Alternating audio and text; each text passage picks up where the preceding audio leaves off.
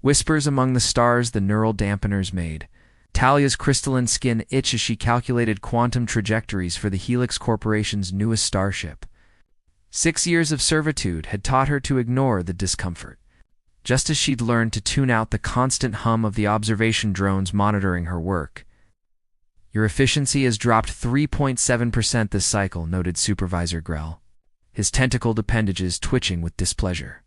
"Perhaps we should adjust your neurochem balance." Talia's bioluminescent patterns flickered briefly, an Australia expression of fear. "The calculations require additional verification steps. The Proxima route contains anomalies that excuses waste company resources," Grell interrupted, tapping his datapad. "Report to medical after your shift." The familiar despair settled in her chest as Grell slithered away. Like all Australi, Talia had been born with mathematical abilities that human minds couldn't match, abilities that made her species valuable commodities throughout known space. Her employment contract had been signed by her collective guardian when resource scarcity hit the Australi homeworld. Legally binding but practically indistinguishable from ownership.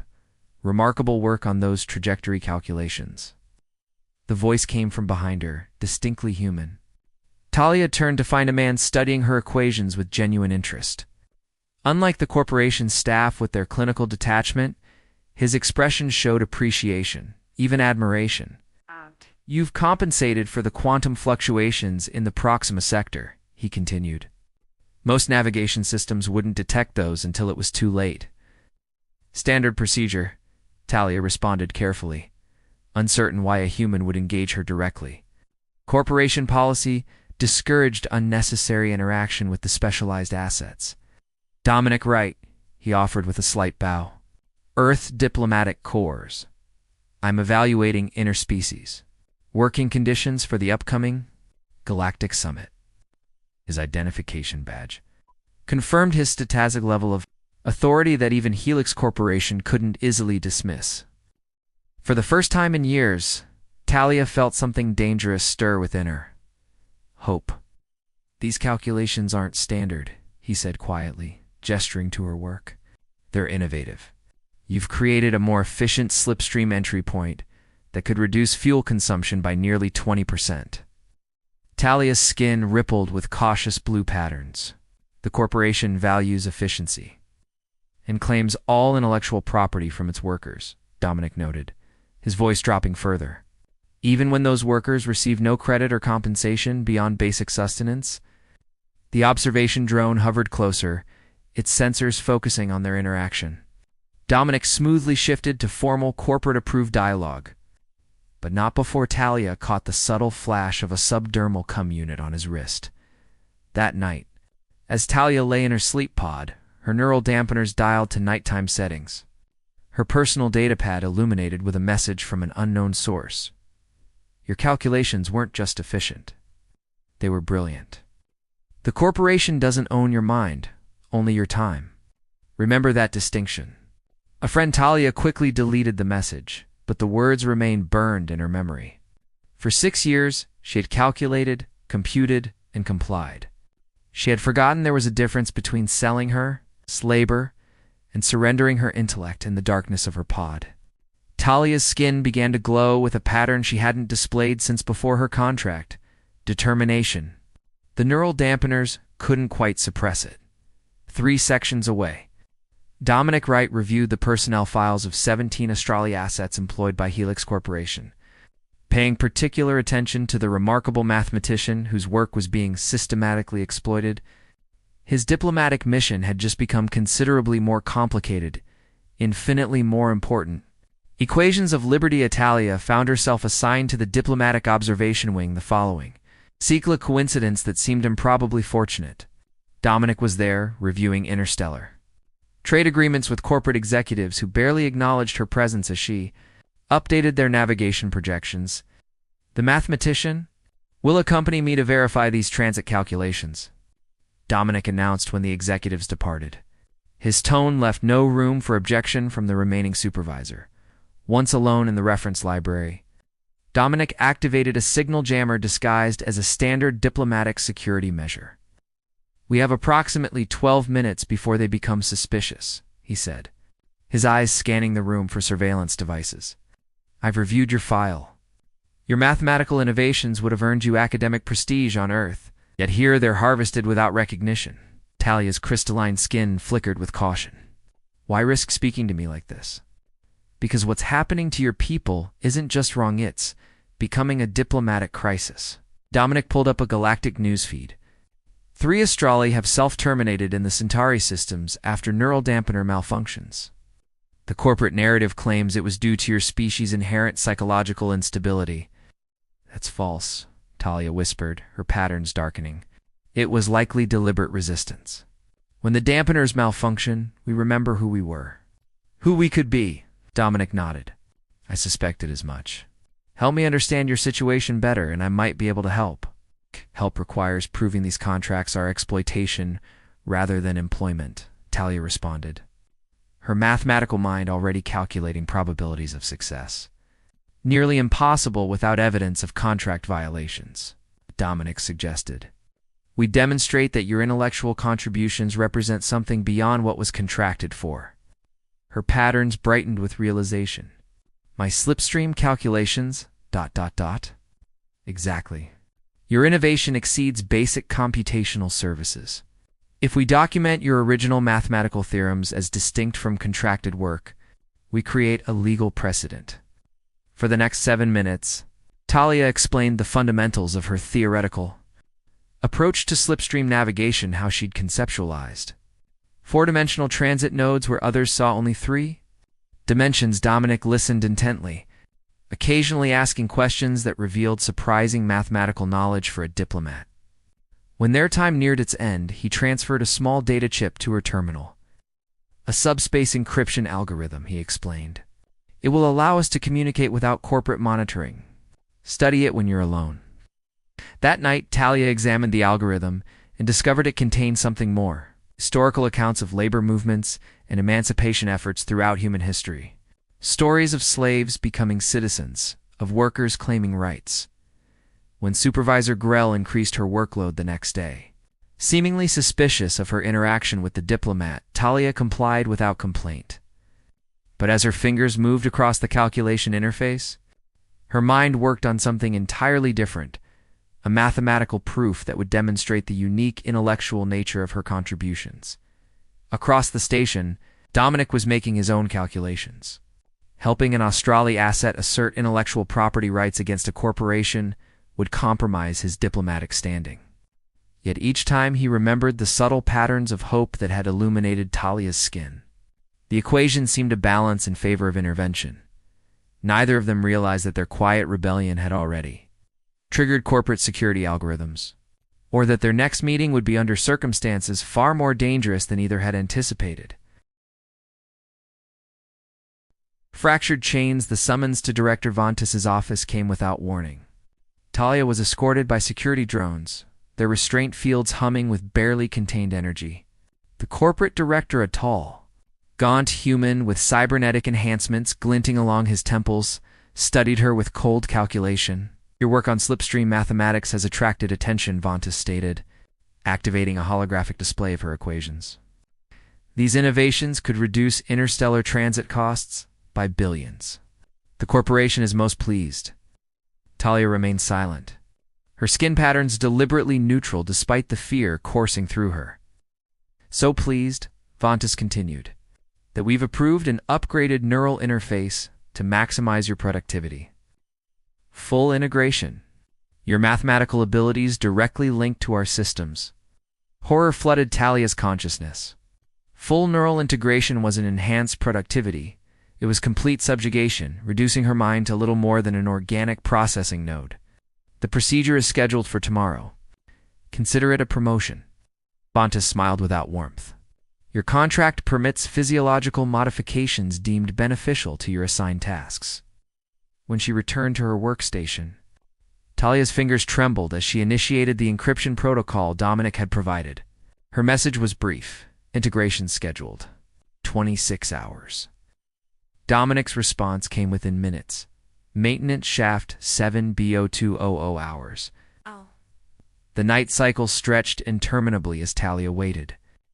Feigning sleep while formulating escape probabilities, When the station lights dimmed to their lowest setting, she disabled her location tracker, trick learned from the historical accounts. Dominic had sheer Dan slipped from her sleep pod. Maintenance Shaft 7B was deserted except for Dominic, who wore nondescript technician coveralls rather than his diplomatic uniform. "We need to move quickly," he whispered, handing her similar clothing. "I've arranged transport on a supply freighter, but we have 20 minutes before the next security sweep." "You're risking everything," Talia noted, her skin glowing faintly with concern.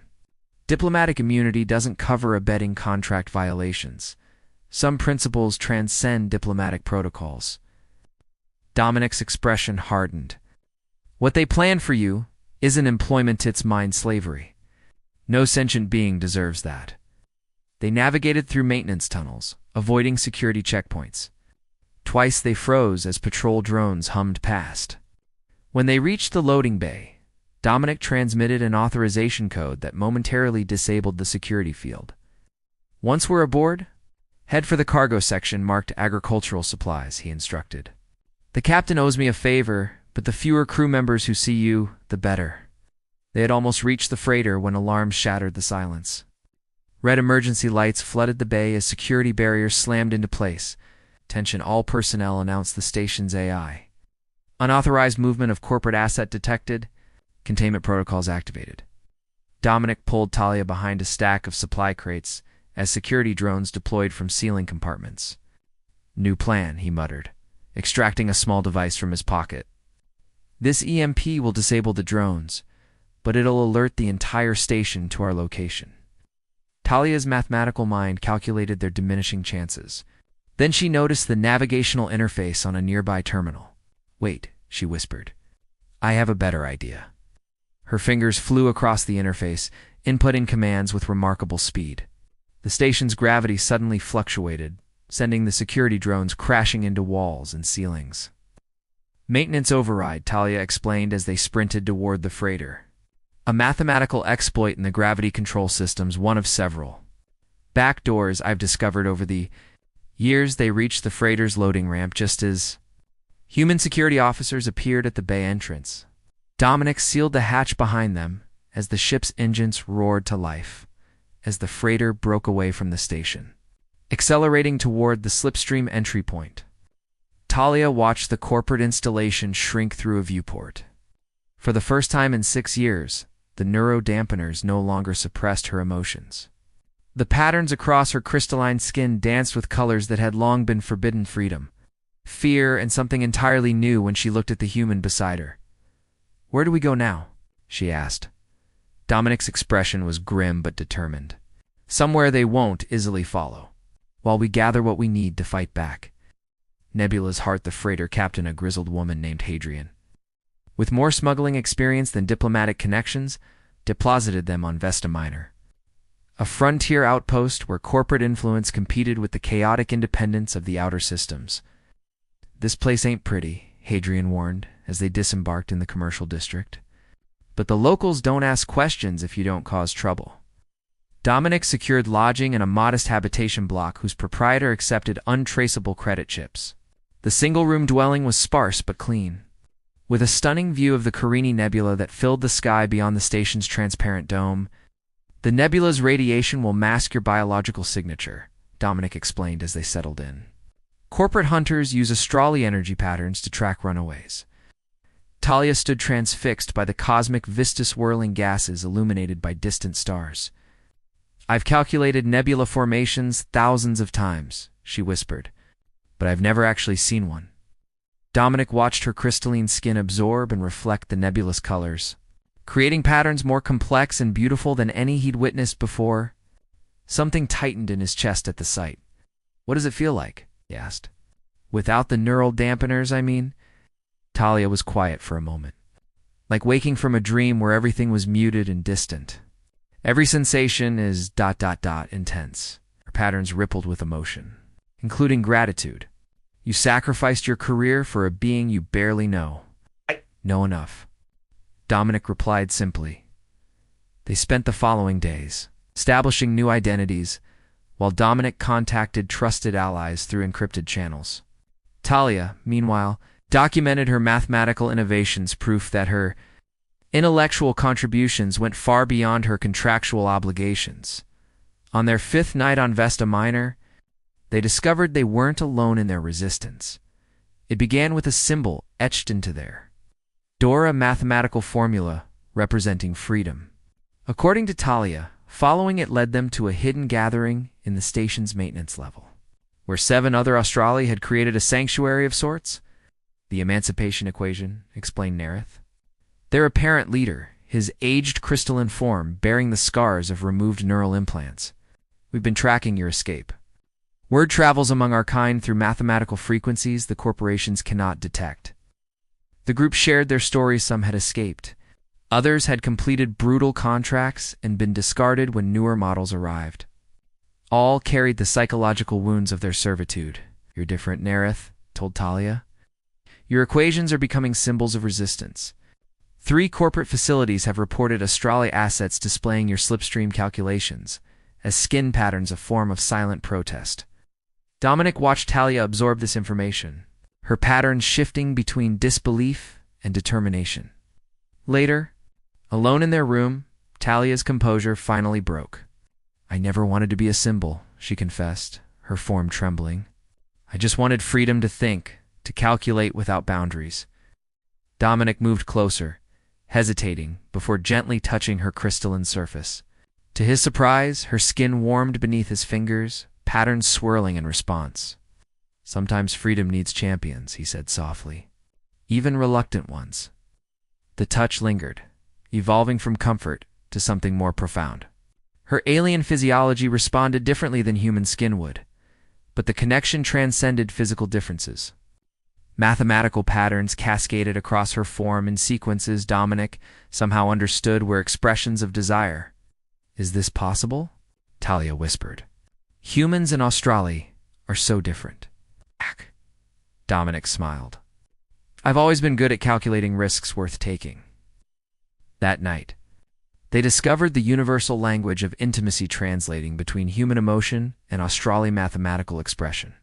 Finding unexpected harmony in their differences, their connection deepened beyond rescuer and rescued, beyond human and alien. Becoming something neither had equations to fully explain, dawn found them entwined, planning not just their survival, but a future where Talia's people might know true freedom. Neither spoke of the dangers ahead or the powerful forces aligned against them.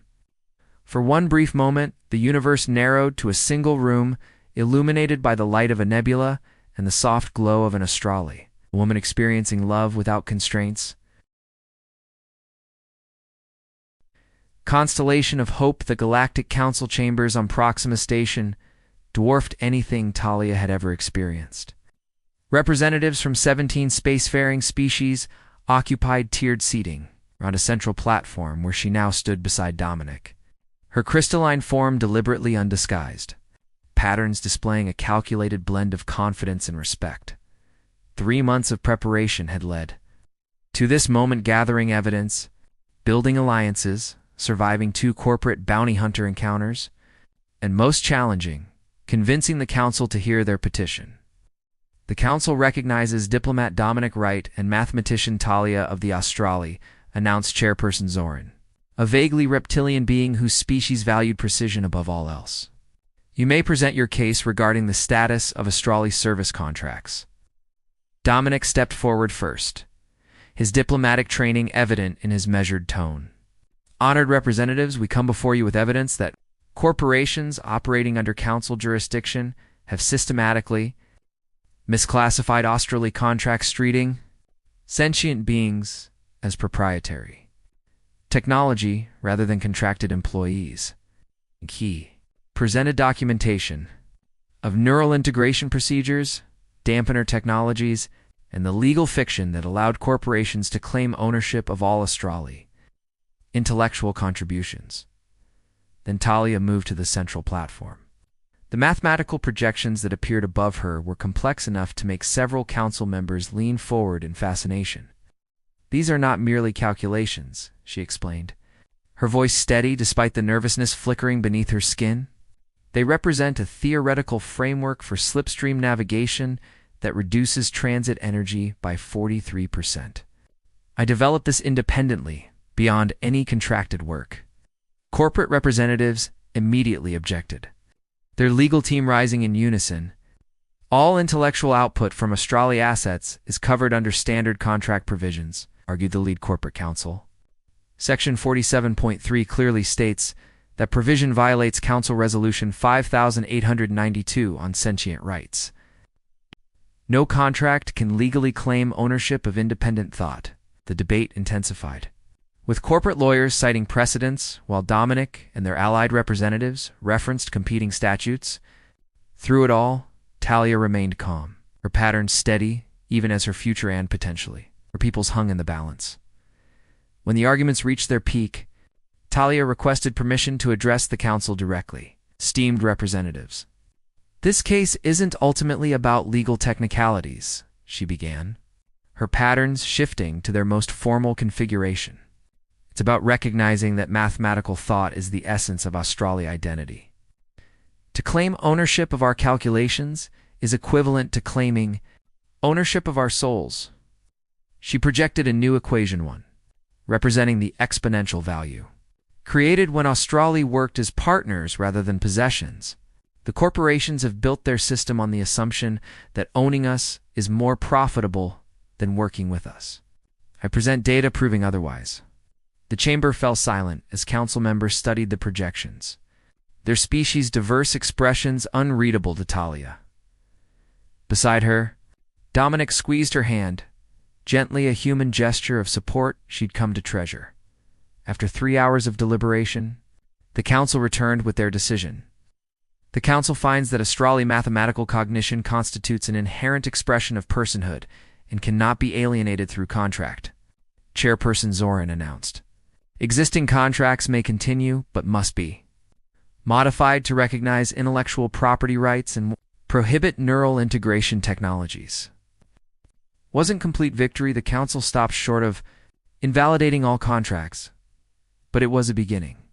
As corporations grudgingly adjusted their practices, more Australia began asserting their rights, demanding partnership rather than ownership. 6 months later, Dominic and Talia established the Interspecies Mathematical Cooperative on Vesta Minor, where Australia worked alongside humans and other species as equals. Their relationship had deepened beyond romance into partnership, proving that differences could become strengths when approached with respect rather than exploitation. What's next? Dominic asked one evening as they watched the Carini Nebula through their viewport, its colors reflecting across Talia's skin. She calculated for a moment, patterns shifting thoughtfully. The equation continues. One freedom creates possibilities for others, as if confirming her words. A message arrived from a previously unknown system, where another species had begun their own fight for recognition. Inspired by what an Australian mathematician and a human diplomat had accomplished together, Talia smiled, her patterns expressing a complex emotion that translated roughly as the beauty of infinite potential. It seems, she said, taking Dominic's hand, that liberty, like mathematics, builds upon its own theorems. The stars continued their eternal dance above them, constants in an equation of possibility that expanded with each passing moment, proof that even in a vast universe, the determination of individuals could rewrite the fundamental rules of existence.